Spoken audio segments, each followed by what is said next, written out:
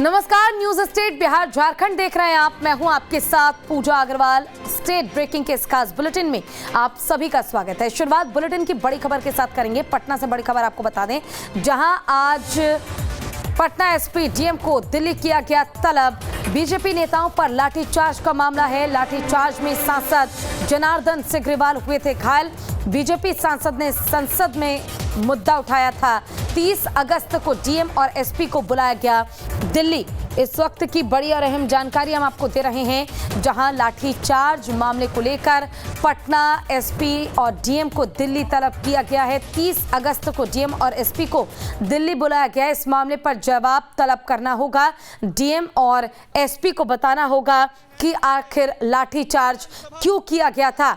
13 जुलाई का ये दिन था जिस दिन ताबड़तोड़ लाठियां बरसाई गई थी बीजेपी नेताओं पर, कार्यकर्ताओं पर। विधानसभा की कार्यवाही बाधित करने को लेकर और साथ ही विधानसभा तक मार्च निकाला गया था, जिस दौरान ये लाठियां बरसाई गई।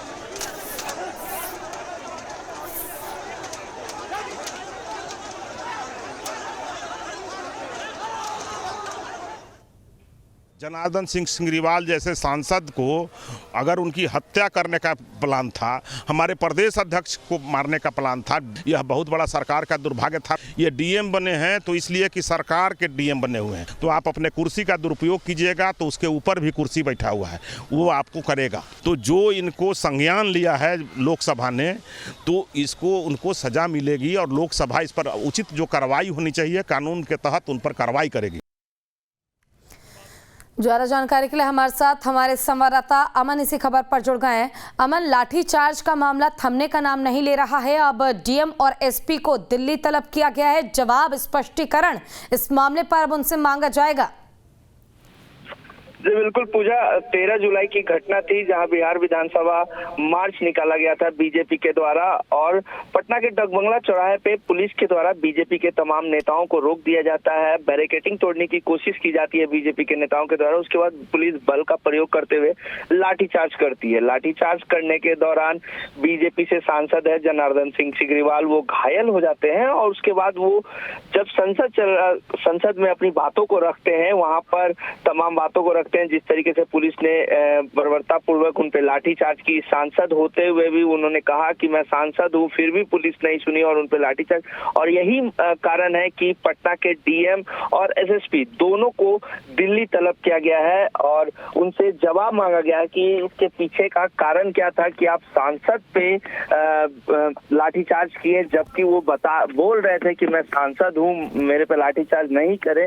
और आपको बता दूं कि बीजेपी ने भी इसका पलटवार किया है और बीजेपी ने कहा है कि जनार्दन सिंह सिग्रीवाल की हत्या करने की कोशिश कर रही थी बिहार सरकार।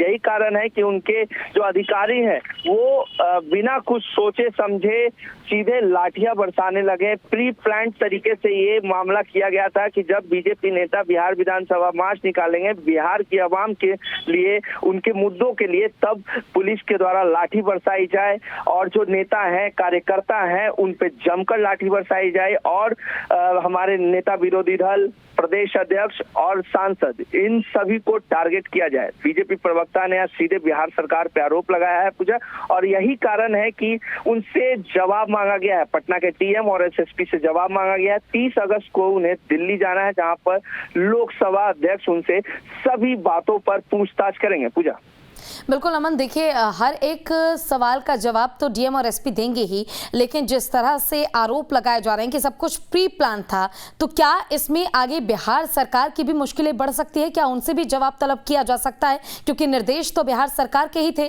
धारा 144 भी लागू की गई थी पूरे एरिया में, बावजूद इसके मार्च निकाला जा रहा था।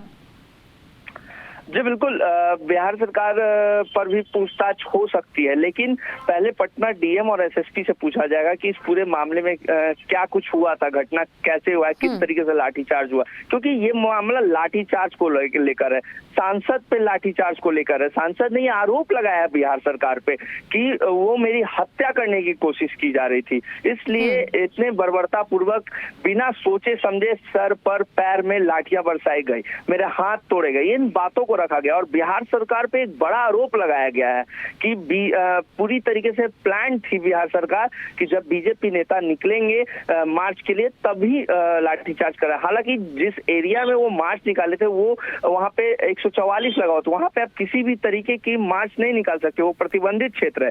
लेकिन उनका कहना था कि हम शांतिपूर्ण मार्च निकाल रहे थे, बिहार की आवाम के लिए निकाल रहे थे, क्योंकि जनता से जुड़े मुद्दों को लेकर हम मार्च निकाल रहे थे और सरकार ये नहीं चाहती थी कि हम मार्च के जरिए जनता से जुड़े सवाल उनसे पूछे। यही कारण है कि